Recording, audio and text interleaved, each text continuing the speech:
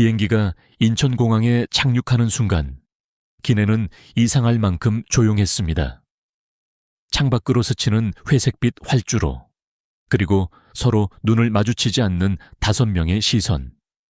불과 8일 전 같은 자리에서 출국하던 그날엔 웃음과 설렘으로 가득했는데 돌아오는 길은 마치 서로 다른 세계에서 온 사람들처럼 말 한마디조차 건네지 않았습니다.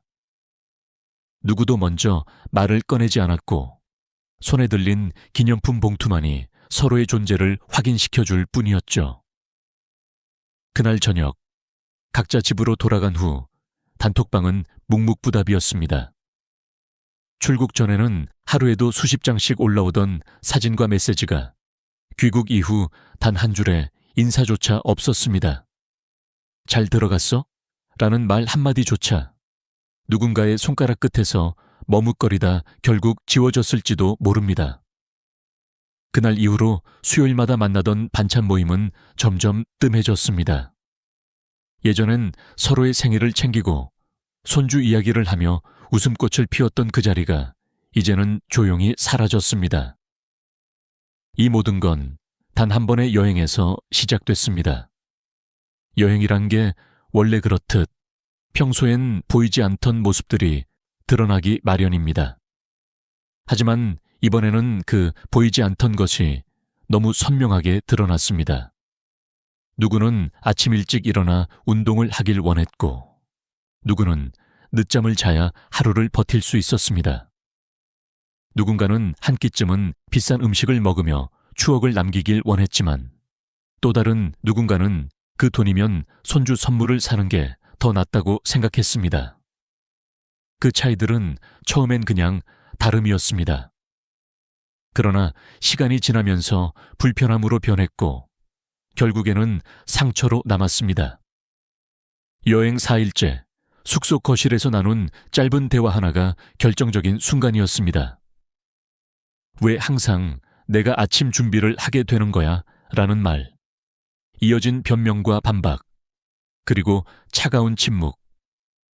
그 순간 5명의 관계에 금이 갔습니다. 귀국 후 경자 씨는 거실 소파에 앉아 공항에서 찍은 단체 사진을 다시 열어봤습니다.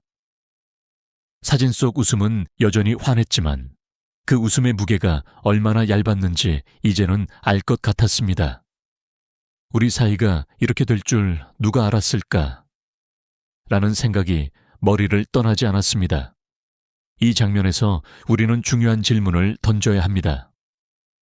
오랜 세월을 함께한 친구들이 왜 단 한 번의 여행으로 멀어질 수밖에 없었을까?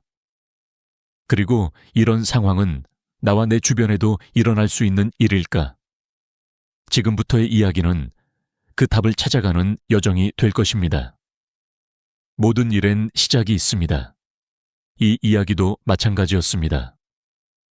수요일 반찬 모임은 처음엔 단순한 모임이었죠. 시장에서 반찬을 사 먹고 누군가 김치를 담그면 한 통씩 나누어 먹는 소소한 정. 그렇게 10년이 넘는 세월 동안 5명은 가족보다 더 자주 만나며 서로의 삶에 스며들었습니다. 그러던 어느 날 가장 활달하고 추진력 있는 미자 언니가 제안을 했습니다. 야, 우리 이제 개돈 모아서 여행 한번 가자. 시간도 있고 애들도 이제 다 컸잖아. 그 말에 모두의 눈이 반짝였습니다. 해외여행이라니, 그것도 친구들과 함께라니. 생각만 해도 설레는 일이었죠. 그때부터 준비가 시작됐습니다. 매달 10만 원씩 모으기로 하고 전용 통장까지 만들었습니다. 매달 수요일 모임 때마다 통장 잔액을 확인하며 이자 붙었네 하고 웃었고 비행기 사진과 숙소 후기가 단톡방을 가득 채웠습니다. 마치 20대로 돌아간 듯한 활기가 그들 사이에 번졌습니다. 1년이 지나자 통장엔 600만 원이 쌓였습니다. 개인 경비를 조금씩 보태서 드디어 베트남 다낭 자유여행 8일이 확정됐습니다. 항공권, 숙소, 렌터카 예약은 미자 언니가 맡았고 회비 관리는 꼼꼼한 숙자 언니가 책임졌습니다. 공항에서 찍은 단체 사진 속에는 기대와 우정, 그리고 오래된 신뢰가 담겨 있었습니다. 비행기에 오르기 전 경자 씨는 속으로 생각했습니다. 이 친구들이 있어서 참 다행이야. 젊었을 땐 가족 챙기느라 바빴는데 이제는 나를 위한 시간을 이렇게 가질 수 있다니. 그 마음은 다른 이들도 같았습니다. 5명 모두가 이번 여행을 우리 인생의 보너스처럼 여겼습니다. 첫날 밤, 호텔 발코니에서 바람을 맞으며 서로의 사진을 찍어주고 수영장 옆에서 칵테일 잔을 부딪히던 그 순간은 누구에게나 잊지 못할 추억이 될 것 같았습니다. 웃음은 끊이지 않았고 휴대폰 카메라는 쉴 틈이 없었죠. 하지만 그 누구도 몰랐습니다. 그 화려하고 설레는 시작이 결국 한 사람 한 사람의 마음속에 작은 균열을 만들고 있었음을 아직은 아무도 눈치채지 못했지만 그 균열은 이미 천천히 자라고 있었습니다. 이 시점에서 중요한 건 시작이 얼마나 아름다웠는지가 아니라 그 아름다움 속에 숨어있는 위험 신호를 미리 볼 수 있느냐입니다. 많은 관계가 이렇게 시작됩니다. 웃음과 기대, 그리고 이번엔 다를 거야 라는 믿음으로. 하지만 여행이라는 무대 위에 오르면 사람들은 평소와 다른 얼굴을 보이게 마련입니다. 그것이 좋은 의미든 나쁜 의미든 말이죠. 여행이 시작된 지 사흘째 되던 아침, 첫 번째 균열이 눈에 띄게 드러났습니다. 숙소 주방에서 영숙 언니가 조용히 말문을 열었습니다. 왜 아침 준비는 맨날 내가 하는 거야? 순간 공기가 무겁게 가라앉았습니다. 경자 씨가 작게 대답했습니다. 나는 어제 청소기 돌렸잖아. 그 말에 미자 언니가 덧붙였습니다. 그럼 돌아가면서 하자. 근데 경자, 너 아침에 늦게 일어나서 손 놓는 거 우리 다 봤어. 말이 나오자마자 방 안의 온도는 뚝 떨어졌습니다. 이건 단지 아침 준비에 관한 이야기가 아니었습니다. 서로 다른 생활 리듬이 문제의 본질이었습니다. 어떤 사람은 해 뜨기 전부터 움직여야 하루가 개운하고 어떤 사람은 늦게까지 드라마를 보다가 아침을 늦게 시작하는 게 편했습니다. 평소엔 아무렇지 않았던 차이가 하루 24시간 붙어 있는 여행에선 견딜 수 없는 불편함이 됩니다. 네 번째 날, 시장 구경 도중 또 다른 문제가 터졌습니다. 숙자 언니가 말했습니다. 아까 점심값 내가 카드로 계산했는데 정산은 어떻게 할까? 영숙 언니가 되물었습니다. 그거 어제 모임 통장에서 나간 거 아니었어. 숙자 언니는 곧장 고개를 저었습니다. 아니, 그건 다른 거래야. 지금은 현금에서 나간 거야. 그러자 미자 언니가 웃으며 말했습니다. 에이, 그냥 대충 하자. 너무 깐깐하게 굴면 여행 재미 없어져. 순간 숙자 언니의 얼굴이 굳었습니다. 그럼 다음부터 내가 통장 관리해. 난 이거 장난으로 하는 거 아니니까. 돈 문제는 늘 그렇듯 민감합니다. 특히나 같은 금액을 모았더라도 어떻게 쓸지에 대한 관점은 제각각입니다. 누군가는 하루쯤 비싼 식사를 해야 한다고 생각하고 누군가는 그 돈을 아껴 가족을 위해 쓰고 싶어 합니다. 이런 차이는 단순한 취향 문제가 아니라 서로의 인생관을 건드리는 민감한 주제가 됩니다. 그리고 다섯째 날, 경자 씨가 기념품 가게에서 손주를 위해 옷을 집어들었습니다. 이거 민성이 입히면 예쁘겠다. 그 말에 미자 언니가 웃으며 말했습니다. 너 진짜 여기까지 와서도 손주 걱정하냐? 재미없게 산다. 농담처럼 들릴 수도 있었지만 그 순간 경자 씨의 손끝이 떨렸습니다. 옷을 내려놓고 가게를 나서던 그녀의 눈갰 얇은 습기가 번졌습니다. 이렇게 작은 말, 사소한 행동들이 쌓여갔습니다. 그리고 이 모든 건 여행이 끝나기 전 이미 관계의 온도를 영하로 떨어뜨려 놓았습니다. 중요한 건 갈등이 시작된 원인이 대단히 큰 사건이 아니라는 겁니다. 대부분의 관계는 이렇게 사소한 차이에서 금이 가기 시작합니다. 하지만 여행은 그 금을 몇 배로 넓히는 돋보기가 됩니다. 여행 막바지로 갈수록 말 한마디가 칼날이 되어 서로를 베었습니다. 피곤함과 더운 날씨, 빡빡한 일정이 이어지자 감정의 여유는 사라졌습니다. 평소라면 웃고 넘길 말도 이 상황에서는 상처로 남았습니다. 저녁 식탁에서 미자 언니가 경자 씨를 향해 던진 한마디가 그랬습니다. 야, 넌 진짜 여행 와서도 재미가 없다, 샴샤리가 없다. 그 순간 주변 공기가 순간 얼어붙었고 경자 씨는 억지 웃음을 지었지만 마음속엔 차가운 파문이 번졌습니다. 60대 이후의 인간관계는 생각보다 훨씬 민감합니다. 젊을 땐 장난처럼 주고받던 말도 나이가 들면 다르게 다가옵니다. 삶의 무게와 쌓인 경험이 많아진 만큼 자존심과 자아도 단단해집니다. 그래서 무심코 던진 말이 상대의 과거 상처나 콤플렉스를 건드릴 수 있습니다. 실제로 심리학 연구에서도 나이가 들수록 부정적인 말에 대한 감정 회복 속도가 젊을 때보다 현저히 느리다는 결과가 나왔습니다. 이는 뇌의 스트레스 반응 조절 능력이 나이에 따라 점점 둔화되기 때문입니다. 5명의 여행에서 이런 말들이 하루에 몇 번씩 오갔습니다. 넌 왜 항상 그렇게 늦어? 그건 네가 원래 몰랐잖아. 그래서 네가 힘든 거야. 말하는 사람은 아무렇지 않았지만 듣는 사람의 마음속에는 자꾸 날카로운 파편이 쌓였습니다. 그리고 그 파편이 쌓이고 쌓이면 어느 순간 폭발하거나 아니면 조용히 마음의 문을 닫게 됩니다. 여행 마지막 날 공항으로 향하는 렌터카 아는 침묵이 감돌았습니다. 창밖으로 보이는 다낭의 바다가 여전히 푸르고 아름다웠지만 차 안의 공기는 무겁고 답답했습니다. 그 바다를 함께 보며 웃고 사진을 찍던 첫날의 그들이 아니었습니다.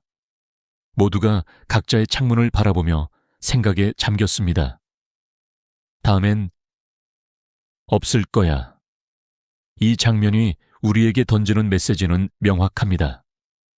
관계는 큰 사건보다 작은 말, 사소한 행동에서 더 쉽게 무너집니다. 여행처럼 밀착된 상황은 그 과정을 단기간에 압축해서 보여줍니다. 그래서 여행을 다녀온 뒤 예전과 같지 않은 사이가 되는 경우가 생각보다 많습니다. 특히 나이가 들어서의 친구 관계는 조금 떨어져서 오래 보는 것이 오히려 더 건강할 수도 있다는 사실을 잊지 말아야 합니다. 귀국 이후 한 달이 지났지만 단톡방은 여전히 조용했습니다. 반찬 모임의 수요일이 다가와도 아무도 먼저 말을 꺼내지 않았습니다. 10년 넘게 이어온 모임이었지만 한 번의 여행이 남긴 파장은 생각보다 길고 깊었습니다. 시간이 지나면 괜찮아질 거라 믿었지만 관계라는 건 한 번 금이 가면 원래의 모습으로 돌아가기 어렵습니다. 이런 현상은 단순히 감정 문제만이 아닙니다. 실제로 사회심리학과 노년학 연구에 따르면 60대 이후의 인간관계는 관계 회복, 탄력성이 젊을 때보다 낮습니다. 즉, 갈등이나 오해가 생겼을 때 화해에 필요한 시간과 에너지가 훨씬 더 많이 들고 아예 회복을 포기하는 경우도 많다는 겁니다. 이는 신체적, 정신적 에너지가 한정되어 있기 때문에 굳이 불편함을 감수하면서까지 관계를 회복할 필요가 없다고 느끼는 경향이 강해지기 때문입니다. 또한 의학적으로도 나이가 들면 스트레스 호르몬인 코르티솔 분비가 변화하여 갈등 상황에서 느끼는 불안감과 짜증이 오래 지속됩니다. 그래서 작은 다툼이더라도 며칠, 심하면 몇 주간 마음을 무겁게 짓누를 수 있습니다. 여행과 같은 고강도의 밀착 상황은 이런 심리적 피로를 극대화시키죠. 이와 비슷한 사례는 현실에도 많습니다. 몇 년 전 한 연구에서 은퇴한 친구 그룹 20개를 대상으로 공동 여행 후 관계 변화를 조사한 결과 35%가 여행 이후 만남이 줄었다고 답했습니다. 이유를 물었을 때 가장 많이 나온 답변은 생활 습관 차이와 금전 감각 차이였습니다. 나머지는 작은 말에서 생긴 감정 상함이었습니다. 5명의 여행도 그 전형적인 패턴을 그대로 밟았습니다. 각자의 인생관과 생활 방식이 다른 건 당연한데 여행이라는 비좁은 무대에서는 그 차이가 부딪히며 상처로 남았습니다. 그리고 그 상처는 시간이 해결해 주지 않았습니다. 경자 씨는 지금도 일요일 아침마다 단톡방을 열어봅니다. 아무 메시지도 없는 방. 여전히 지난 여행 전 마지막 사진이 맨 위에 걸려 있습니다. 그녀는 가끔 생각합니다. 누군가 먼저 우리 수요일에 만날까? 하고 물어봐 주지 않을까? 하지만 그 메시지는 오지 않습니다. 시간이 지나면서 기대도 서서히 줄어들었지만 완전히 놓을 수는 없었습니다. 이것이 바로 관계의 시험대입니다. 여행은 단순한 추억 만들기가 아니라 때로는 그 관계가 앞으로도 계속 갈 수 있을지를 가늠하는 시험이 됩니다. 그리고 안타깝게도 그 시험에서 통과하지 못하는 경우가 훨씬 많습니다. 이제 우리는 한 가지 중요한 질문 앞에 서 있습니다. 오랜 친구 사이가 단 한 번의 여행으로 이렇게 멀어질 수 있다면 우리는 무엇을 배워야 할까요? 저는 이 나이대의 인간관계를 오래 지켜본 사람으로서 그리고 직접 비슷한 경험을 해본 사람으로서 이렇게 말하고 싶습니다. 친구와의 관계는 거리를 어떻게 유지하느냐가 핵심이라고요. 너무 멀면 끊어지고 너무 가까우면 부딪힙니다. 첫째, 함께하는 시간을 무조건 늘리는 것이 좋다고 생각하지 마세요. 50, 80대의 우정은 양이 아니라 질이 더 중요합니다. 짧게 만나도 웃을 수 있는 사이가 오래갑니다. 반대로 장시간 붙어 있으면 아무리 좋은 사람이라도 단점이 보이기 마련입니다. 여행처럼 24시간 붙어 있는 상황은 마치 돋보기로 사람의 성격을 확대해서 보는 것과 같습니다. 둘째, 돈 문제는 반드시 출발 전에 명확히 합의해야 합니다. 누가 어떤 비용을 어떤 방식으로 부담할지, 남는 돈은 어떻게 처리할지, 예상치 못한 지출이 생기면 어떻게 할지. 이런 부분을 사전에 충분히 얘기하지 않으면 여행 중에 불필요한 오해와 감정 상함이 생깁니다. 셋째, 생활 리듬과 역할 분담도 미리 조율해야 합니다. 누군가는 일찍 일어나고 누군가는 늦게까지 깨어있는 패턴을 존중하면서 일정에 반영해야 합니다. 청소, 아침 준비, 장보기, 운전, 회비 관리 등은 사전에 서로 역할을 나누는 것이 좋습니다.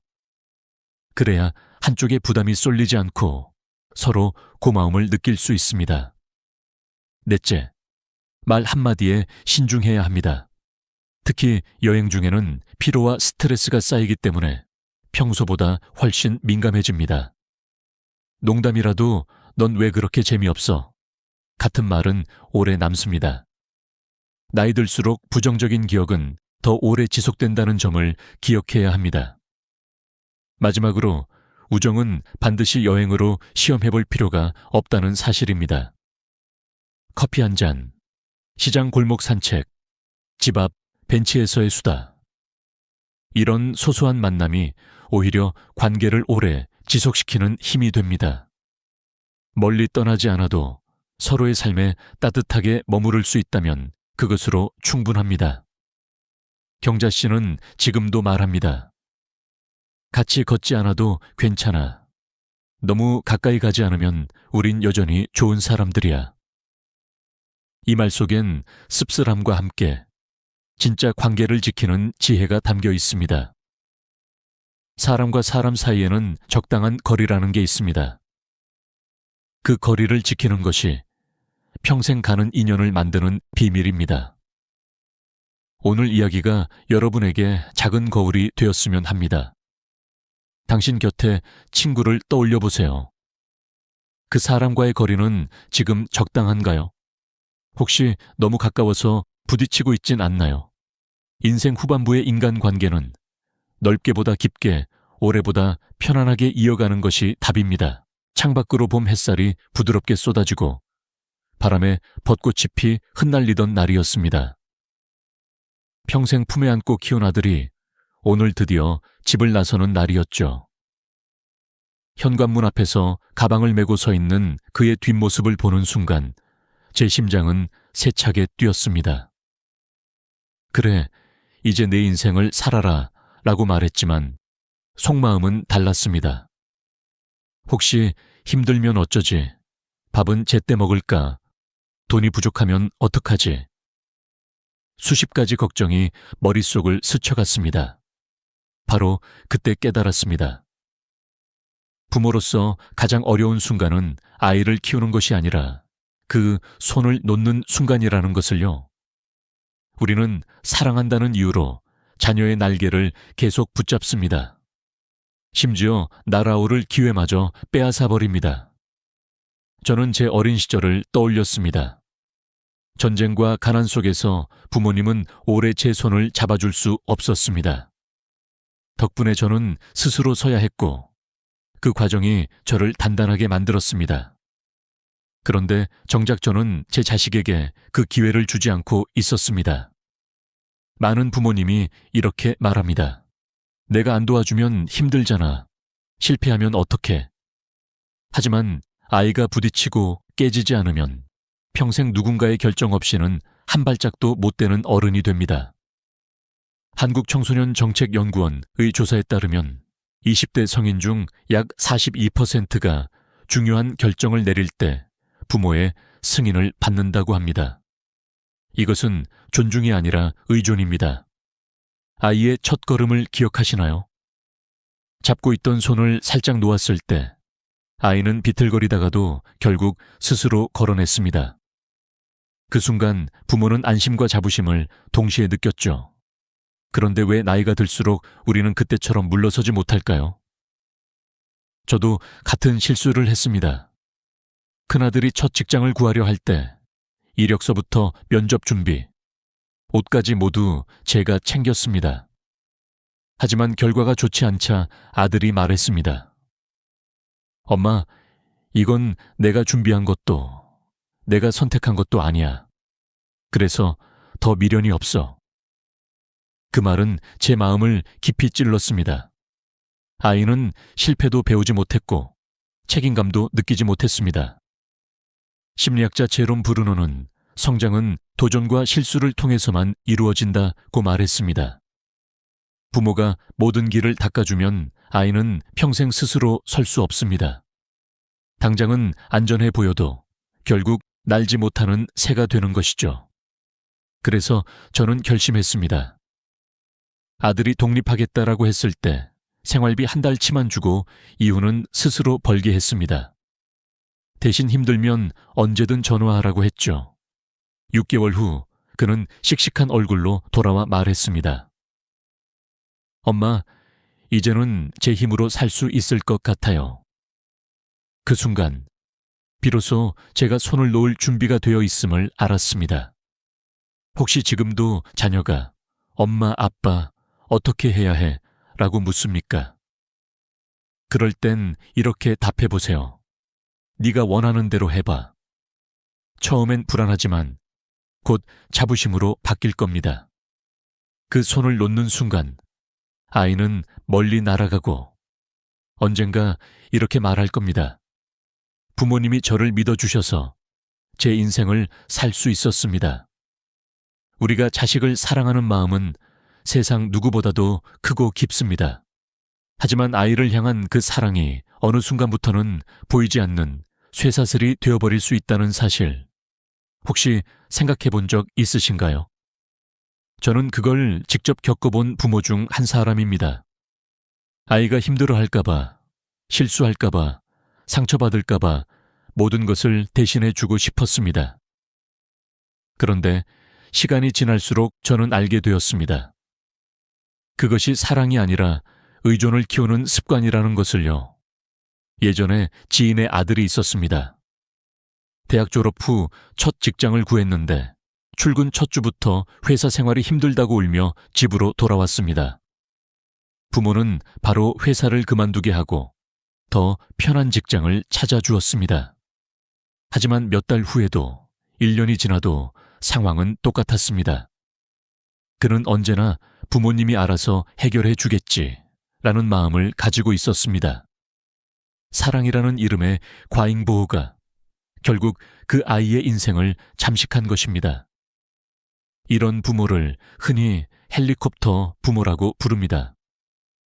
마치 하늘 위에서 끊임없이 빙빙 돌며 아이의 모든 상황을 감시하고 개입하는 모습에서 붙여진 이름입니다. 겉보기에는 헌신과 관심처럼 보이지만 실제로는 자녀의 판단력을 빼앗고 자기 인생을 설계할 기회를 없애버립니다. 미국 심리학협회의 연구에 따르면 과잉보호를 받은 청년층의 거의 7%가 독립적인 의사결정 능력에서 낮은 점수를 받았다고 합니다. 혹시 여러분도 이런 말 자주 하시나요? 엄마, 아빠가 해줄게. 그렇게 하면 안 돼. 내가 너보다 잘 알아. 실패하면 어쩌려고 그래. 이 4가지 문장이 자주 입에서 나온다면 이미 사랑이 통제의 형태로 변하고 있을 가능성이 큽니다. 저는 한 번은 딸아이에게 이런 말을 들었습니다. 엄마, 나는 엄마 눈치 보느라 내가 하고 싶은 걸 해본 적이 없는 것 같아. 그 말을 듣는 순간 머리가 하얘졌습니다. 저는 딸을 지켜주고 있다고 믿었는데 사실은 딸의 자유를 빼앗고 있었던 겁니다. 그날 이후로 저는 제 행동을 바꾸기로 결심했습니다.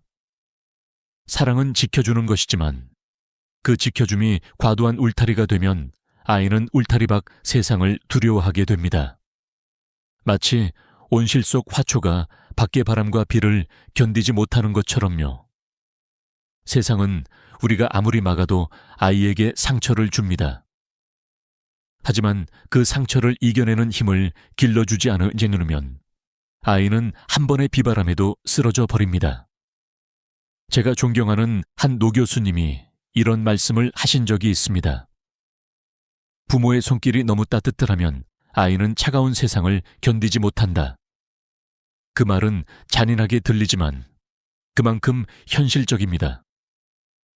부모의 사랑이 아이를 약하게 만들 수도 있다는 뜻이죠. 사랑이 진짜 힘을 가지려면 아이가 넘어졌을 때 다시 일어설 수 있는 기회를 주어야 합니다. 울더라도 무너져도 다시 스스로 설 수 있는 힘. 그 힘이야말로 우리가 자녀에게 남겨줄 수 있는 최고의 유산입니다. 그리고 기억하세요. 부모의 사랑이 쇠사슬이 될지 날개가 될지는 지금 우리가 어떻게 행동하느냐에 달려 있습니다. 오늘 당장 아이의 인생에 끊임없이 끼어드는 습관부터 내려놓으세요. 그 한 걸음이 아이를 자유롭게 날게 하는 시작이 될 겁니다. 한국의 전후 세대 부모님들은 참으로 강한 사람들이었습니다.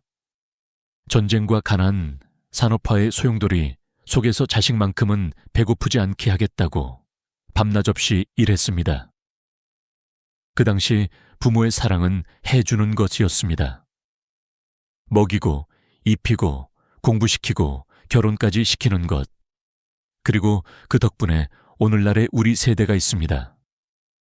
하지만 시대가 변했습니다. 이제는 먹을 것이 넘치고 배울 기회도 많아졌지만 이상하게도 젊은 세대는 더 불안해하고 스스로 결정을 내리는데 서툽니다.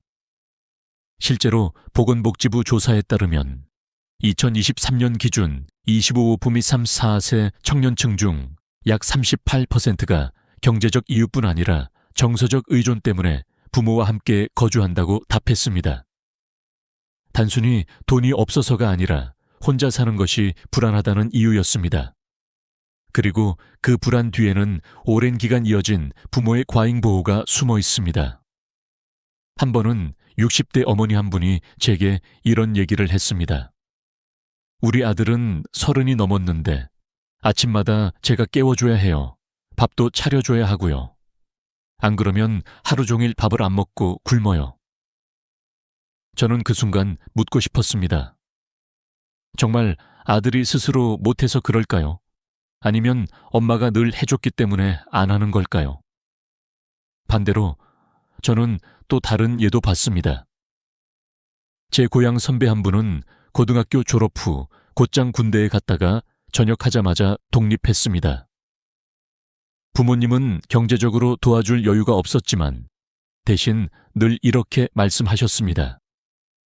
네가 하는 선택이라면 우리는 믿겠다. 그는 여러 번 사업에 실패했지만 그때마다 스스로 다시 일어났습니다. 지금은 작은 회사를 운영하며 후배들에게 이렇게 말합니다. 내가 스스로 일어나는 법을 배운 건 부모님이 내 인생을 대신 살아주지 않았기 때문이다. 의학적으로도 부모의 과잉 개입은 아이의 자립심과 정신건강에 영향을 줍니다. 서울대학교 병원 정신건강의학과 연구팀에 따르면 청소년기에 자율성 지원을 충분히 받은 아이들은 성인이 되었을 때 우울증 발병률이 27% 낮았습니다. 반면 부모가 모든 결정을 대신한 집단에서는 불안장애와 대인관계 회피 성향이 평균보다 높게 나타났습니다. 결국 부모가 한 발 물러서 주는 것이 아이의 마음 건강에도 직접적인 도움이 되는 셈입니다. 그런데도 우리는 현실에서 쉽게 물러서지 못합니다. 왜일까요? 사랑이 걱정으로 변하고 걱정이 통제로 변하는 그 순간 부모 스스로도 안심이 되기 때문입니다. 내가 옆에 있으니 안전하다라는 착각이 들죠. 하지만 그 안전은 오래가지 않습니다. 언젠가 부모가 손을 놓아야 하는 날이 옵니다. 그리고 그날이 준비되지 않은 자식은 세상 앞에서 무너집니다. 저는 이 부분에서 늘 강조합니다. 세상이 아이를 키우게 하라. 부모가 키우는 건 몸이고 세상이 키우는 건 마음입니다. 그리고 마음이 강해진 아이만이 자기 길을 갑니다. 그것이 우리 세대가 전후의 어려움 속에서도 배운 유일한 진리 아닐까요?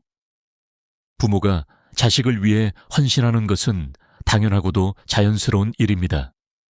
하지만 그 헌신이 어느 순간부터 내 삶을 버리고 오직 자식만을 위해 존재하는 삶으로 변하면 그것은 사랑이 아니라 짐이 됩니다. 저는 그 사실을 늦게 깨달았습니다.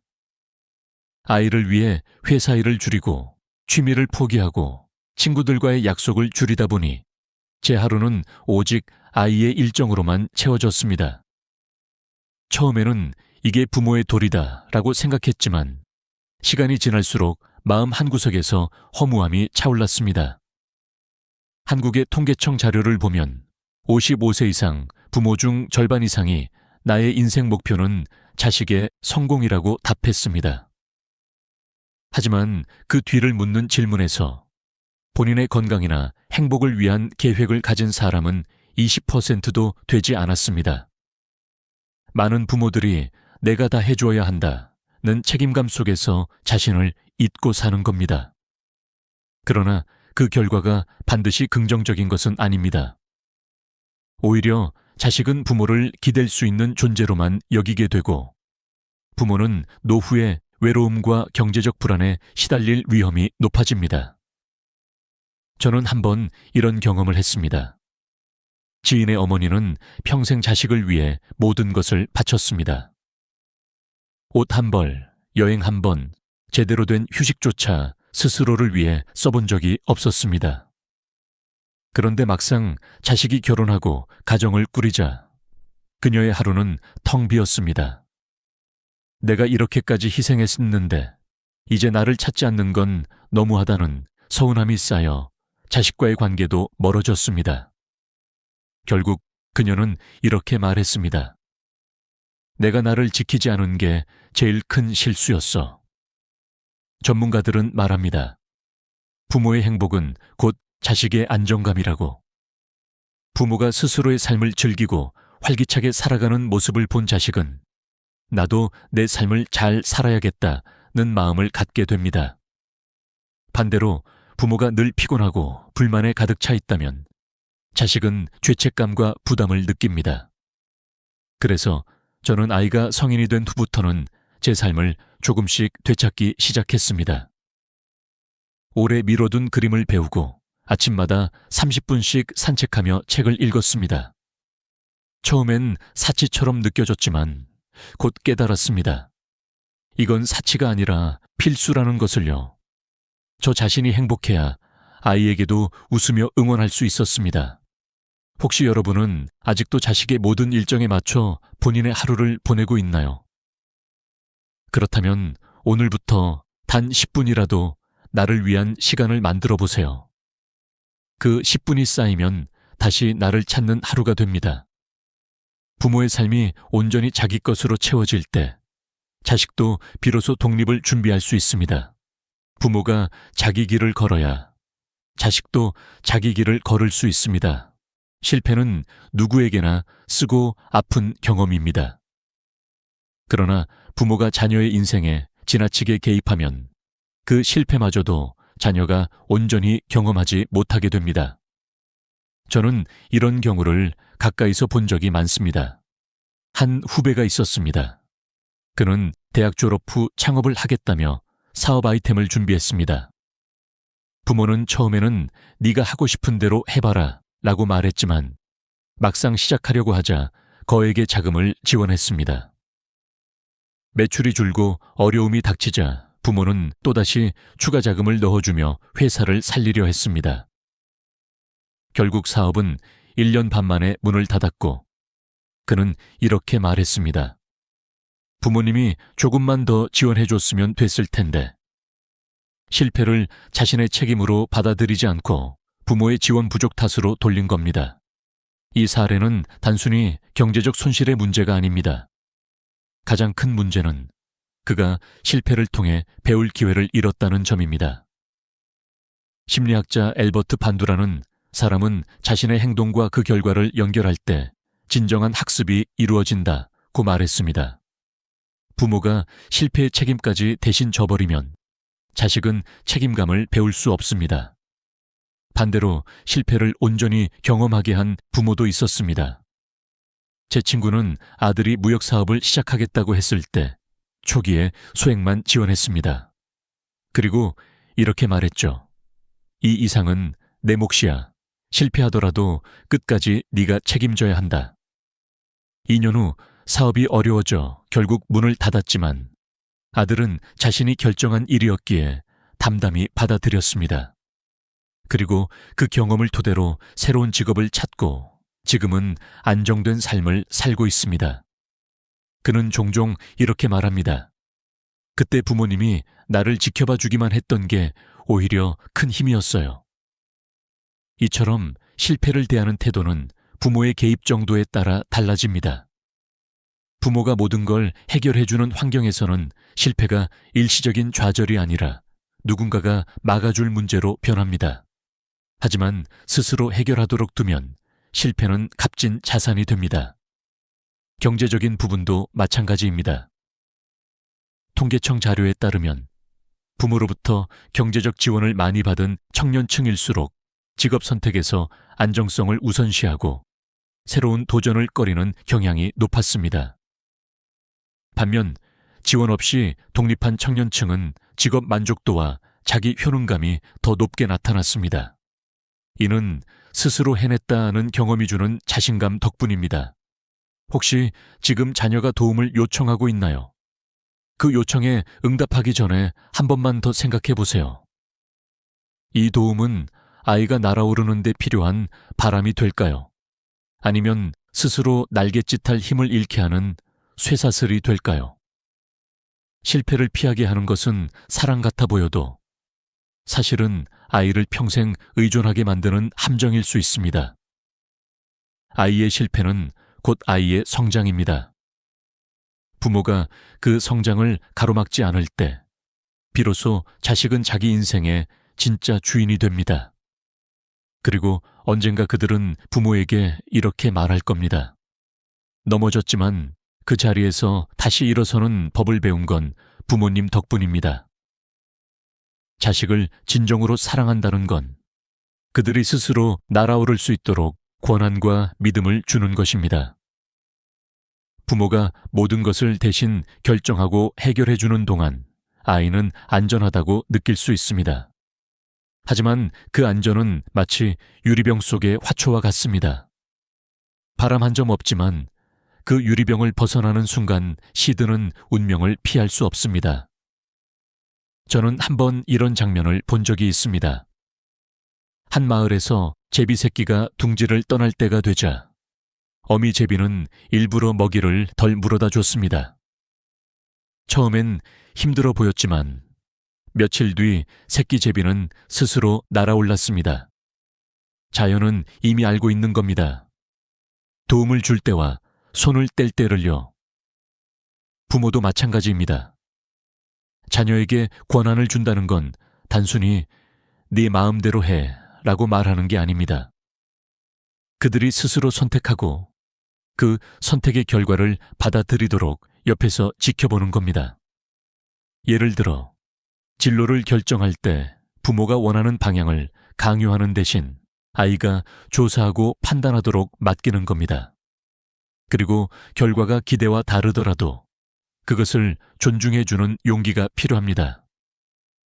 신경과학 연구에 따르면 스스로 결정한 경험은 뇌의 전두엽 활동을 촉진시켜 문제 해결 능력과 장기 기억 형성을 강화한다고 합니다.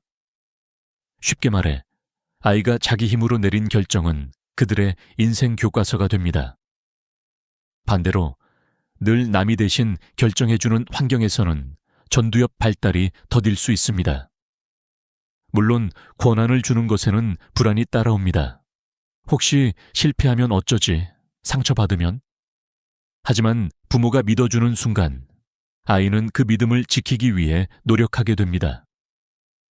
실제로 한국청소년정책연구원 보고서에 따르면 부모의 신뢰를 느낀다고 응답한 청년층은 그렇지 않은 청년층보다 독립적 의사결정 점수가 1.5배 높았습니다.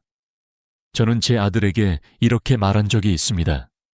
네가 어떤 길을 선택하든 그 길 끝에서 웃고 있는 내 모습을 보고 싶다. 그게 실패든 성공이든 상관없다. 처음엔 당황하던 아들이 시간이 지나면서 오히려 더 신중하게 선택하고 책임감 있게 행동하는 모습을 보였습니다. 그때 깨달았습니다. 부모가 줄 수 있는 최고의 선물은 내가 너를 믿는다는 말이라는 것을요. 여러분, 자식이 여러분의 그림자 속에서만 자라게 두지 마세요. 그들이 빛과 바람, 비를 모두 느끼며 자라게 하세요. 권한과 믿음을 주는 순간 아이는 더 이상 의존하는 존재가 아니라 스스로 길을 여는 사람이 됩니다. 그리고 언젠가 여러분이 한 걸음 뒤에서 바라볼 때 그들은 하늘 높이 날아가며 이렇게 말할 겁니다. 부모님이 제게 날개를 주셨습니다. 이제 저는 제 길을 갑니다. 우리가 평생 부모로서 살아오며 배운 것은 사랑이 단순히 보살피는 것만이 아니라는 사실입니다. 사랑은 때로는 한 발 물러서는 용기에서 시작됩니다. 우리는 아이를 위해 좋은 길만 골라주고 싶고 넘어지지 않게 손을 붙잡아주고 싶습니다. 하지만 인생의 진실은 넘어져 본 사람만이 제대로 일어설 수 있다는 것입니다. 이제 우리는 질문해야 합니다. 나는 지금 아이를 키우고 있는가 아니면 붙잡고 있는가? 붙잡는 사랑은 당장은 안심을 주지만 오래가면 아이를 가두는 감옥이 됩니다. 반대로 믿고 보내는 사랑은 처음에는 불안하지만 시간이 지나면 아이를 세상 속에서 당당하게 서게 만듭니다. 저는 수많은 부모와 대화를 나누면서 공통된 후회를 들었습니다. 조금만 더 믿어줄 걸, 조금만 더 기다릴 걸. 이 말 속에는 자식을 끝까지 챙겨주고 싶은 마음과 그로 인해 놓친 성장의 기회에 대한 아쉬움이 함께 들어 있습니다. 그 후회를 줄이기 위해서라도 우리는 지금 당장 사랑의 방식을 바꿔야 합니다. 부모의 사랑은 결코 사라지지 않습니다. 다만 그 사랑의 형태가 아이가 어릴 때와 성인이 되었을 때는 달라져야 합니다. 어린 시절에는 손을 잡아주는 것이 사랑이었다라면 성인이 된 후에는 손을 놓아주는 것이 사랑입니다. 그리고 그 사이에는 지켜보는 사랑이 있습니다. 멀리서 바라보며 필요할 때 손을 내밀되 먼저 끼어들지 않는 사랑 말입니다. 여러분의 삶 속에서 이제는 조금 더 나 자신을 위한 시간을 만들어야 합니다. 부모의 행복이 곧 자식의 안정감이 되기 때문입니다. 부모가 웃고 있을 때 자식도 삶을 긍정적으로 바라봅니다. 부모가 스스로 삶을 즐기며 사는 모습을 보일 때 자식은 독립을 두려워하지 않습니다. 그 모습이야말로 평생 잊지 못할 교육이 됩니다. 혹시 여러분의 자녀가 오늘도 선택을 망설이고 있다면 이렇게 말해 주세요. 네가 선택한 길이라면 나는 끝까지 너를 믿을게. 이 짧은 한마디는 아이의 마음속에 깊이 남아 평생을 지탱해 줄 힘이 됩니다. 마지막으로 우리는 모두 언젠가 자식 곁을 떠날 수밖에 없습니다. 그 순간에도 자식이 당당히 자기 길을 걸어갈 수 있도록 준비시키는 것, 그것이 부모의 마지막이자 최고의 책임입니다. 오늘부터는 그 준비를 시작하세요. 자식을 사랑하는 방법을 붙잡는 것에서 날게 하는 것으로 바꾸는 겁니다. 그리고 언젠가 아이가 여러분을 찾아와 이렇게 말하는 날이 올 겁니다. 부모님이 제 인생을 믿어주셔서 저는 제 꿈을 향해 날 수 있었습니다. 그날 여러분은 비로소 마음 깊이 이렇게 말할 수 있을 겁니다. 그래, 이제 됐다. 잘했다. 부모의 사랑은 가장 먼 곳에서 가장 깊게 닿습니다. 그 사랑을 믿고 오늘 아이를 날려보내세요. 그것이 자식을 위한 마지막이자 가장 위대한 선물입니다. 살면서 누구나 한 번쯤은 이런 경험이 있습니다. 하고 싶은 말이 목 끝까지 올라왔는데 그 말을 내뱉는 순간 싸움이 날까봐 꾹 참았던 순간, 그때는 현명하게 잘 참은 것 같았지만 돌아서면 속이 더 뒤틀리고 그 사람 얼굴만 봐도 괜히 미운 감정이 쌓여갑니다. 말하지 못한 마음은 시간이 지나면서 마치 오래된 먼지처럼 쌓이고 굳어져 결국에는 벽이 되어버립니다. 나도 모르게 표정이 딱딱해지고 작은 일에도 예민하게 반응하게 되죠. 반대로 더는 참지 못하고 하고 싶은 말을 다 해버린 적도 있었을 겁니다. 순간은 속이 시원한 것 같았지만 그날 이후 관계가 완전히 틀어져 버렸던 경험. 밤에 혼자 누워서 내가 괜히 그랬나? 조금만 참을 걸 하며 후회했던 기억. 우리 인생에서 가장 많은 후회 중 하나는 바로 말을 하지 못했거나 혹은 너무 쉽게 말해버린 순간입니다. 그렇다면 차라리 참는 것이 답일까요? 참으면 내 속은 병들고 말하면 싸움이 나고 이 딜레마 속에서 많은 사람들이 결국 침묵을 선택합니다. 그러나 침묵은 해결책이 아니라 지연일 뿐입니다. 감정은 결코 사라지지 않고 다른 모습으로 드러납니다. 신체적인 피로, 스트레스, 불면증으로 나타나기도 하고 관계 속의 거리감으로 나타나기도 합니다. 저는 젊은 시절 가까운 친구와의 관계에서 이런 경험을 했습니다. 작은 오해가 있었는데 그때 말을 하지 못했습니다. 시간이 지나면 괜찮아지겠지 생각했죠. 하지만 오히려 시간이 갈수록 그 오해는 마음속에서 더 크게 자라났습니다. 몇 달이 지나서야 용기를 내어 이야기를 꺼냈을 땐 이미 늦었습니다. 그는 제 침묵을 무시로 받아들였고 우리의 관계는 예전으로 돌아갈 수 없게 되었습니다. 그때 깨달았습니다. 하지 않은 말도 상처가 될 수 있구나. 우리의 마음은 원래 표현되기를 원합니다. 억눌린 감정은 언젠가 다른 방식으로 폭발합니다. 미국의 심리학자 제임스 그로스 교수의 연구에 따르면 감정을 억누르는 사람들은 그렇지 않은 사람들에 비해 심혈관 질환 위험이 더 높다고 합니다. 속마음을 드러내지 못한 채 사는 것은 단순히 관계의 문제가 아니라 건강에도 영향을 미치는 문제라는 뜻입니다. 하지만 여기서 중요한 것은 무조건 다 말해라가 아닙니다. 문제는 어떻게 말할 것인가에 있습니다. 결국 우리는 두 가지 질문 앞에 서게 됩니다. 첫째, 어떻게 해야 내 할 말을 다 하면서도 싸움을 피할 수 있을까? 둘째, 어떻게 해야 솔직하게 말하면서도 관계를 더 깊게 만들 수 있을까? 저는 이 질문을 붙잡고 오랫동안 사람들과 대화하며 깨달았습니다. 말은 칼과도 같습니다. 날카롭게 쓰면 상처를 남기지만 잘 쓰면 생명을 살릴 수도 있습니다. 말 한마디가 싸움을 불러오기도 하고 같은 말 한마디가 관계를 치유하기도 합니다.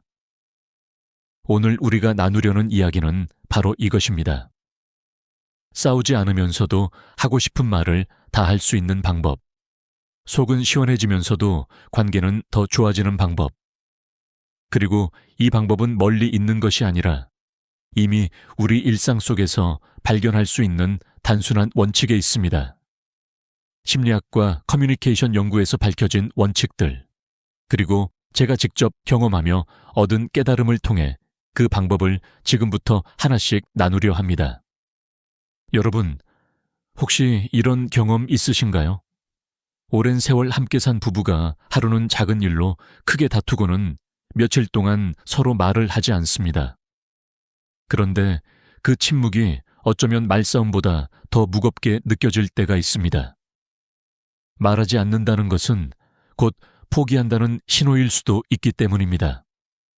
그래서 저는 이렇게 믿습니다. 침묵은 지혜일 수 있지만 영원한 해답은 아니다. 이제 우리는 중요한 출발선에 서 있습니다. 참지도 않고 싸우지도 않으면서도 내 마음을 전할 수 있는 길. 그 길을 찾기 위해 먼저 우리가 왜 싸우는지, 그리고 싸움의 본질이 무엇인지 들여다봐야 합니다. 그것을 알 때 비로소 대화라는 문이 열리기 시작합니다. 우리가 왜 싸우는지를 알기 위해서는 먼저 싸움이 시작되는 순간을 들여다봐야 합니다. 많은 사람들이 이렇게 말합니다. 나는 잘 말하려고 했는데 저 사람이 괜히 예민하게 받아들인 거야. 혹은 나는 틀린 말 안 했어. 결국 문제는 저 사람이야. 하지만 심리학에서는 정반대로 설명합니다. 싸움은 내용이 아니라 방식에서 시작된다는 것이죠. 같은 말을 해도 어떻게 말하느냐에 따라 결과는 하늘과 땅만큼 달라집니다. 첫 번째 이유는 비난의 화살을 쏘는 말투입니다.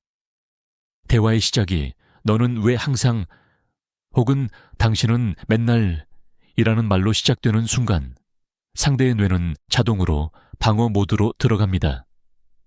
상대는 내가 무슨 이야기를 하려는지 들으려 하지 않고 오직 자기 방어에 집중합니다.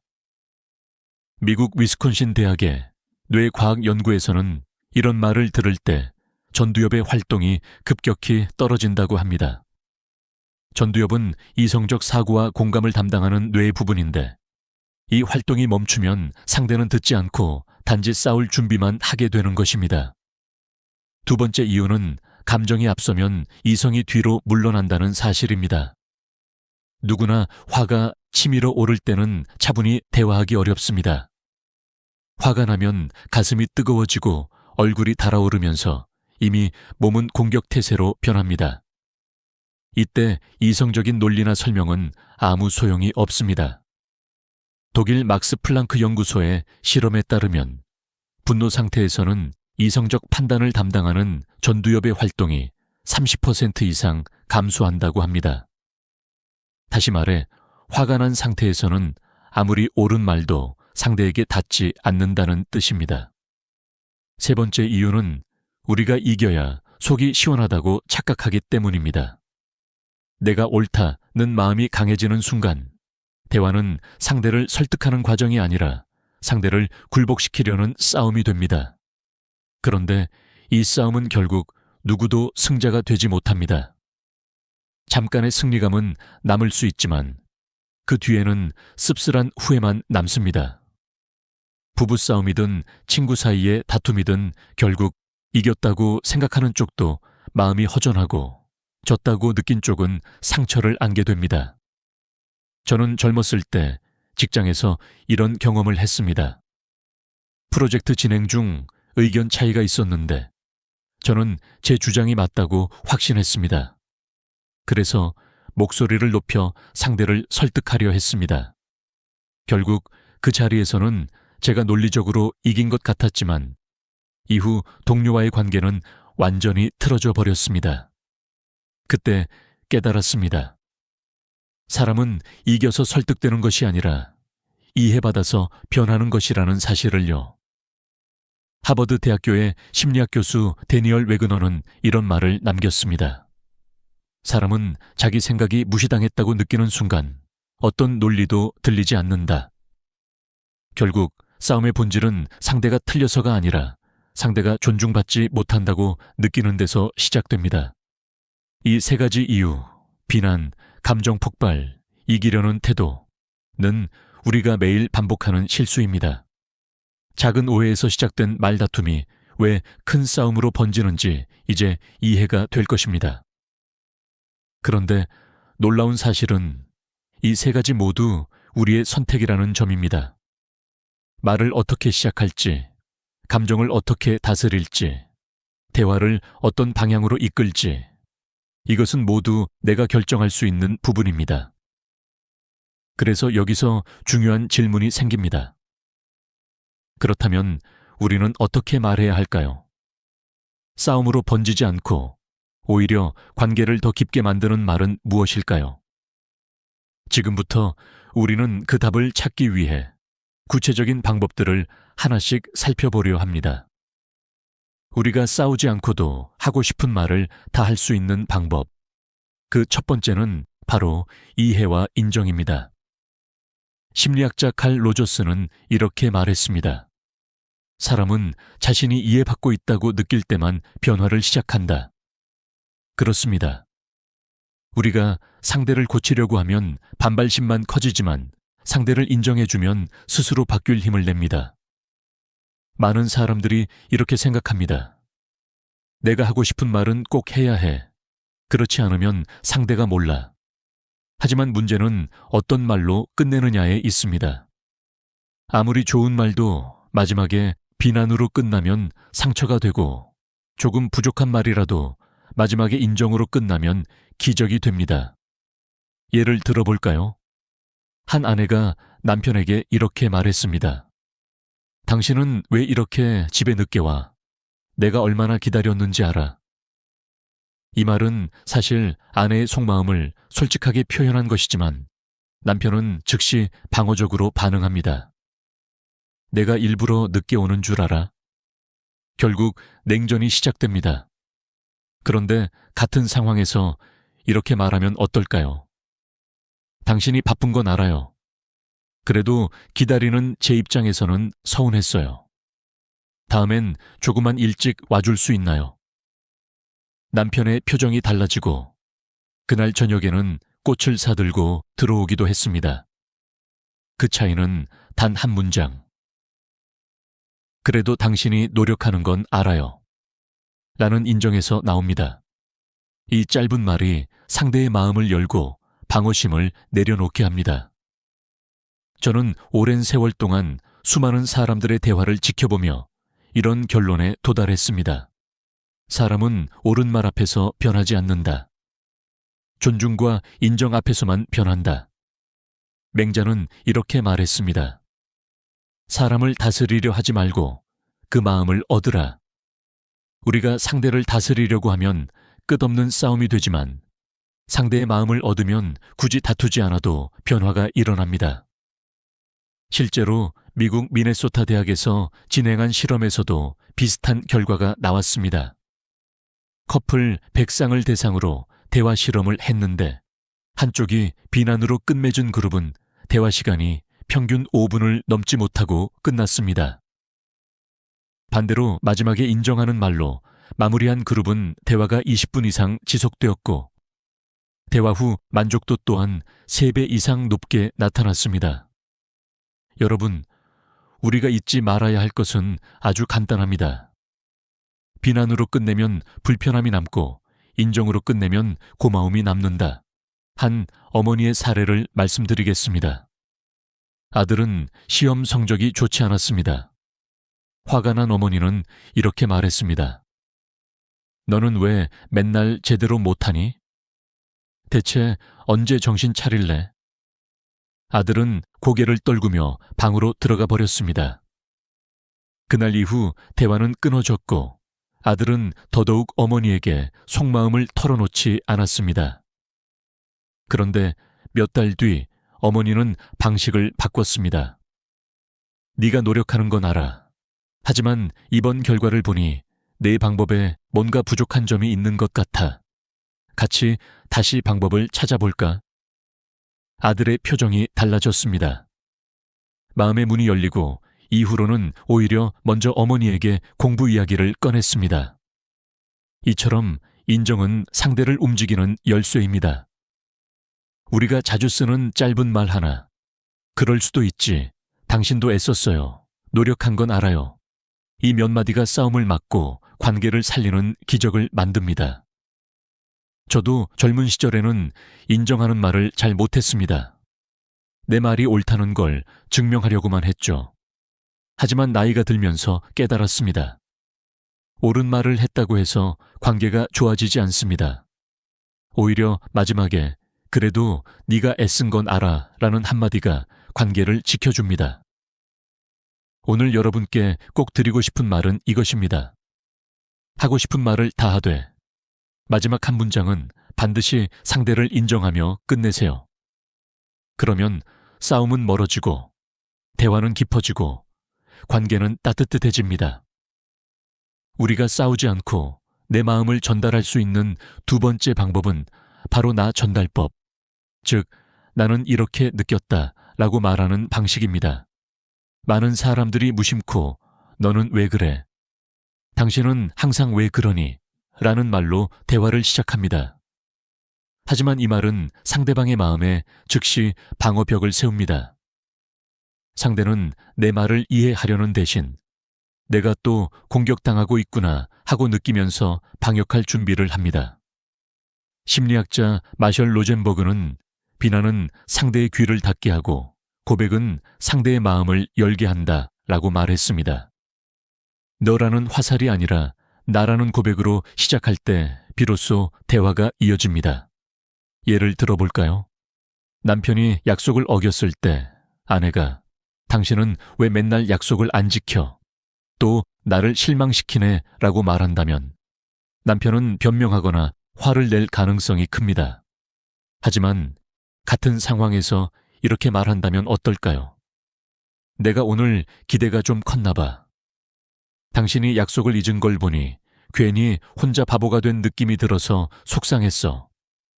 이 말은 비난이 아니라 자신의 감정을 솔직하게 드러낸 것이기 때문에 남편은 변명하지 않고 오히려 미안한 마음을 느낍니다. 하버드 대학 심리학 연구팀은 커플을 대상으로 실험을 했습니다. 같은 상황을 두 그룹에 나눠서 대화하게 했는데 한 그룹은 너라는 주어로, 다른 그룹은 나라는 주어로 감정을 표현하게 했습니다. 그 결과 나를 사용한 그룹은 상대의 방어적 반응이 절반 이하로 줄었고 대화가 평균 2배 이상 길게 이어졌습니다. 그만큼 작은 말의 선택이 대화의 흐름을 완전히 바꿀 수 있다는 뜻입니다. 저는 이 원칙을 제 삶에서 뼈저리게 느낀 적이 있습니다. 직장에서 한 동료가 실수를 했을 때 예전에 저는 너 때문에 일이 꼬였잖아 라고 쉽게 말했습니다. 그러면 그는 바로 얼굴이 굳어지고 그 후로는 저와 말도 잘 섞지 않았습니다. 그런데 어느 날 방식을 바꿔 이렇게 말했습니다. 네가 맡은 부분에서 예상치 못한 일이 생겨서 나도 많이 당황했어. 그래서 어떻게 해결하면 좋을까 같이 고민하고 싶어. 상대는 전혀 방어하지 않았고 오히려 먼저 대안을 제시했습니다. 그때 깨달았습니다. 너 때문이야 라는 말은 벽을 만들고 나는 이렇게 느꼈어 라는 말은 다리를 만든다. 우리 모두는 자신의 감정이 존중받기를 원합니다. 상대를 탓하는 대신 내 마음을 고백하는 순간 상대는 더 이상 방역하지 않습니다. 오히려 이 사람이 이렇게 아팠구나 하고 느끼게 됩니다. 물론 이런 방식이 항상 쉽지는 않습니다. 화가 치밀어 오르면 본능적으로 너 때문에 라는 말이 먼저 튀어나오기 마련입니다. 하지만 그 순간 잠시 멈추고 내 감정을 먼저 들여다보는 연습이 필요합니다. 내가 왜 이 말을 하고 싶은지, 지금 내 마음이 어디서 오는지를 알아차리면 말은 훨씬 부드러워집니다. 철학자 쇼펜하우어는 이렇게 말했습니다. 진실은 칼날처럼 날카로울 수 있지만 그 끝에는 반드시 부드러운 손잡이가 있어야 한다. 바로 그 손잡이가 내 감정을 담은 언어입니다. 여러분도 한번 연습해 보세요. 비난의 말 대신 감정을 고백하는 말. 너는 왜 그렇게 해? 대신에 내가 조금 서운했어. 넌 항상 그래. 대신에 오늘은 내가 기대한 것과 달라서 속상했어. 이 작은 전환이 싸움을 막고 대화를 이어갑니다. 그리고 상대와의 관계를 단단하게 지켜줍니다. 결국 핵심은 간단합니다. 지적은 사람을 움츠러들게 하고 고백은 사람의 마음을 열게 한다. 이 원칙을 기억하세요. 그러면 하고 싶은 말을 다 하면서도 싸우지 않을 수 있습니다. 우리가 싸우지 않고 대화를 이어가기 위한 세 번째 방법은 바로 질문형 끝맺음입니다. 많은 사람들이 대화를 하면서 마지막을 이렇게 끝냅니다. 그러니까 내 말대로 하면 돼. 혹은 내가 말한 게 맞잖아. 순간 상대의 얼굴은 굳고 마음은 다치기 시작합니다. 왜일까요? 마지막을 마침표로 찍어버리면 상대는 더 이상 대화의 주인이 아니라 단순히 지시를 받는 사람처럼 느끼기 때문입니다. 저 역시 젊은 시절 이런 실수를 자주 했습니다. 후배에게 조언을 해주면서 항상 마지막에 내 말대로 해라고 했습니다. 그런데 시간이 지나 보니 그 후배는 점점 저와 거리를 두기 시작했습니다. 나중에서야 알았습니다. 그는 제 말을 무시한 것이 아니라 제 말이 자신을 존중하지 않는다고 느낀 것이었습니다. 대화는 결론을 강요하는 순간 통보가 되고 질문을 남기는 순간 소통이 된다는 것을요. 질문은 상대의 마음을 여는 열쇠입니다. 소크라테스가 말했듯 질문은 영혼을 깨우는 도구입니다. 마지막에 질문을 던지는 순간 상대는 스스로 생각하기 시작합니다. 내가 시키는 대로 따라오는 것이 아니라 스스로 주체가 되어 움직이는 것이지요. 예를 들어 볼까요? 아내가 남편에게 당신이 늦게 와서 나 혼자 밥 먹으니 서운해 라고 말한 후 이렇게 마무리한다면 어떨까요? 나는 이런 마음인데 당신은 어떻게 생각해? 이 한마디가 있으면 남편은 변명 대신 아내의 말을 곱씹게 됩니다. 회사에서도 마찬가지입니다. 팀장이 회의에서 이번 프로젝트는 이렇게 진행합시다 라고 끝내는 것과 내 생각은 이렇습니다. 여러분은 어떻게 생각하세요? 혹시 제가 놓친 부분이 있을까요? 라고 끝내는 것은 전혀 다른 결과를 낳습니다. 옥스퍼드 대학의 연구팀은 실제로 실험을 진행했습니다. 여러 팀장에게 회의를 맡기되 마지막을 반드시 질문으로 마무리하게 했습니다. 그 결과 평소 의견을 잘 내지 않던 직원들조차 손을 들고 이야기하기 시작했고 회의 후 만족도가 80% 이상 높아졌습니다. 직원들은 존중받는 느낌을 받았다고 응답했습니다. 여러분, 질문은 상대를 대화의 손님이 아니라 주인으로 앉히는 힘을 갖고 있습니다. 내가 다 정리해서 끝내버리면 상대는 할 말이 없어집니다. 하지만 마지막에 당신은 어떻게 생각해요? 혹시 제가 놓친 부분이 있나요? 당신이라면 어떻게 했을까요? 라는 물음표 하나를 남기면 상대는 대화에 참여하게 됩니다. 저는 지금도 제 아내와 대화를 하면서 이 원칙을 자주 씁니다. 예전에는 의견 차이가 생기면 제가 끝까지 설명해서 제 방식이 맞다고 결론을 내리곤 했습니다. 하지만 지금은 이렇게 말합니다. 내 생각은 이렇지만 당신은 어떻게 생각해? 그러면 아내는 방어하지 않고 자신의 생각을 솔직하게 이야기합니다. 그리고 놀랍게도 결국 제 생각보다 더 좋은 답이 나오는 경우가 많습니다. 이처럼 질문형 끝맺음은 단순한 기술이 아닙니다. 그것은 상대를 존중하는 태도이고 함께 답을 찾아가려는 마음입니다. 우리는 종종 내가 옳다는 것을 증명하려 하지만 진정한 지혜는 같이 옳은 길을 찾는 것입니다. 여러분 기억하세요. 마지막을 닫으면 벽이 되고 마지막을 열면 문이 됩니다. 그 문을 열어주는 것이 바로 질문입니다. 오늘부터 내 대화의 끝에는 반드시 작은 물음표 하나를 남겨보세요. 그러면 싸움은 줄어들고 대화는 길어지며 관계는 깊어질 것입니다.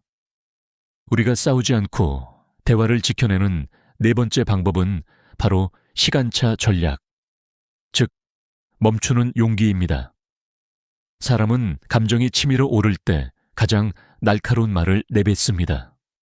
화가 올라오면 얼굴은 달아오르고 심장은 빨리 뛰며 입술은 스스로를 통제하지 못하고 공격적인 언어를 쏟아내게 됩니다. 그런데 그 순간 나오는 말은 거의 대부분 후회로 돌아옵니다. 저는 젊은 시절 아버지와 크게 다툰 적이 있습니다. 작은 문제였는데 화가 나서 참지 못하고 목소리를 높였죠. 결국 그날 밤 집안 공기는 싸늘해졌고 저는 방에 들어가서 밤새 뒤척였습니다. 시간이 지나면서 후회가 몰려왔습니다. 내가 왜 그렇게까지 말했을까? 조금만 참았더라면. 하지만 이미 늦었습니다. 말은 돌이킬 수 없는 화살처럼 상대의 마음을 깊게 찔러버렸기 때문입니다. 독일 철학자 쇼펜하우어는 이렇게 말했습니다. 감정이 뜨거울 때 내뱉는 말은 돌이킬 수 없는 화살이 되어 자신을 찌른다. 그렇습니다. 화난 순간에 던진 말은 상대를 상하게 할 뿐 아니라 결국에는 내 마음도 상하게 합니다. 여기서 중요한 것이 바로 20분의 법칙입니다. 뇌과학자들의 연구에 따르면 분노나 강한 감정은 약 20분 정도 지나면 진정되기 시작합니다. 그 시간을 참아내면 전두엽의 기능이 다시 활성화되어 이성적 사고가 돌아옵니다. 즉, 20분만 기다려도 말의 온도가 달라진다는 뜻입니다. 예를 들어 가족과 큰 갈등이 생겼을 때 이렇게 말해보세요. 지금은 제가 흥분한 상태라 현명하게 말할 자신이 없어요. 조금만 정리하고 다시 이야기할게요. 혹은 지금은 감정이 올라와서 좋은 말이 안 나올 것 같아요. 20분 후에 다시 얘기해요. 이 말 한마디만 해도 불붙을 상황이 진정됩니다. 상대도 숨을 고를 시간을 얻게 되고 그 뒤에 다시 대화하면 같은 내용이라도 말투가 훨씬 부드러워집니다. 저는 직장에서 이 방법을 자주 씁니다. 회의 중 의견 충돌이 심할 때 예전 같으면 끝까지 밀어붙였을 겁니다. 하지만 지금은 이렇게 말합니다. 오늘은 여기까지만 하고 내일 다시 정리해서 이야기합시다. 그러면 신기하게도 다음 날에는 서로 화도 가라앉고 새로운 해결책이 나오곤 합니다. 결국 시간차 전략은 도망이 아니라 지혜입니다.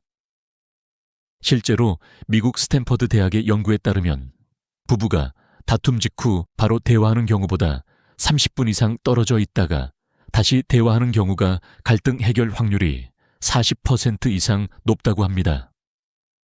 시간은 단순히 흘러가는 것이 아니라 우리의 감정을 식히고 관계를 회복시키는 약이 될 수 있습니다. 물론 참는다는 것이 쉽지는 않습니다. 순간의 화는 우리를 강하게 자극하기 때문입니다. 하지만 그 순간 스스로에게 이렇게 물어보세요. 지금 말해도 후회하지 않을까? 지금 이 말은 상대를 위한 걸까? 아니면 내 감정풀이일까? 이 질문 하나가 우리를 멈추게 합니다. 그리고 그 멈춤이 관계를 지켜줍니다. 여러분, 기억하세요. 뜨거운 순간에 멈출 줄 아는 사람이 진짜 강한 사람입니다. 참지 못하고 내뱉은 말은 약한 본능의 발현일 뿐이고, 멈추고 기다릴 줄 아는 사람은 감정을 다스리는 힘을 가진 사람입니다. 오늘부터는 화가 치밀어 오를 때 입을 열기 전에 심호흡을 하고 스스로에게 묻는 연습을 해보세요.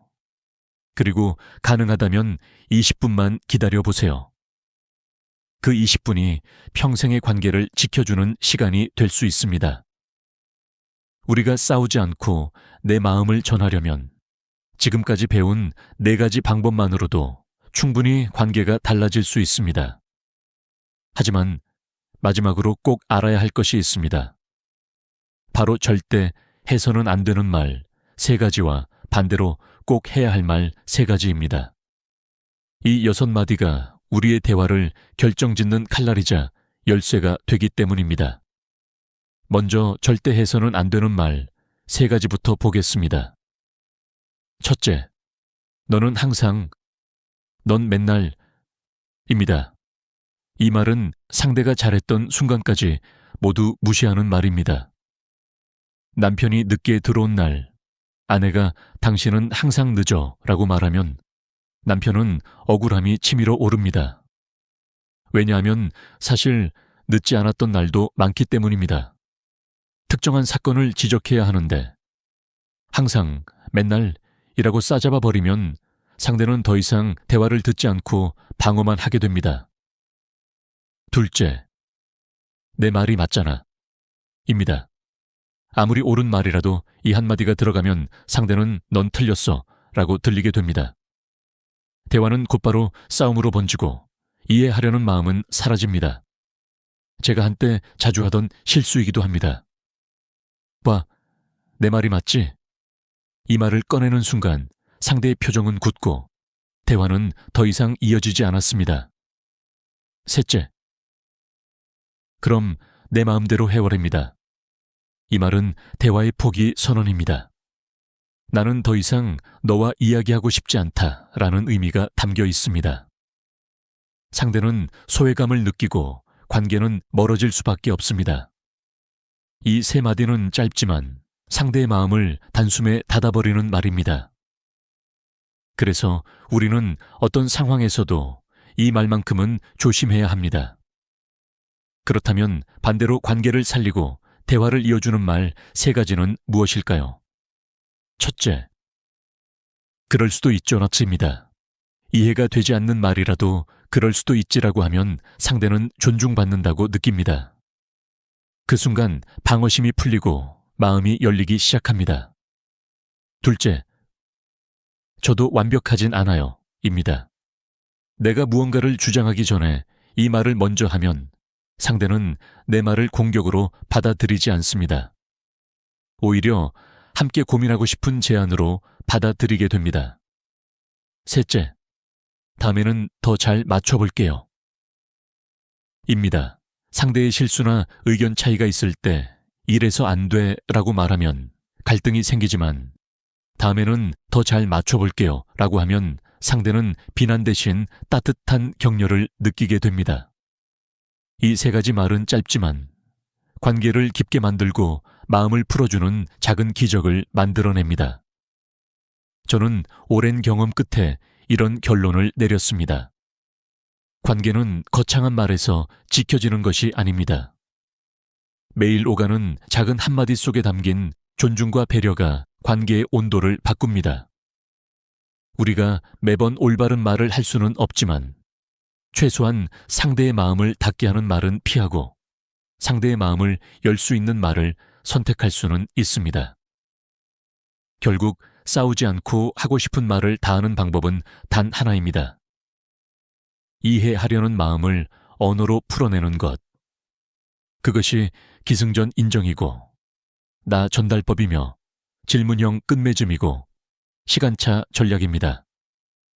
그리고 마지막으로 절대 피해야 할 말 3가지와 꼭 해야 할 말 3가지는 우리의 대화를 지켜주는 중요한 원칙이 됩니다. 여러분, 말 한마디가 사람을 살리기도 하고 상처를 주기도 합니다. 하지만 알고 쓰면 그 말 한마디로 내 주변 사람들의 마음을 풀어줄 수 있습니다. 첫 마디는 부드럽게, 중간에는 솔직하게, 마지막은 따뜻하게 이 원칙만 기억한다면 싸우지 않고도 하고 싶은 말을 다 하면서 오히려 더 깊은 관계를 만들 수 있습니다. 오늘 이 이야기가 여러분께 작은 길잡이가 되었기를 바랍니다. 여러분의 일상 속 대화가 조금 더 따뜻해지고 더 깊어지기를 바랍니다. 오늘의 이야기가 도움이 되셨다면 구독과 좋아요로 함께 해주시고 여러분의 소중한 경험도 댓글로 나눠주세요. 여러분의 이야기가 누군가의 삶을 바꿀 수 있습니다.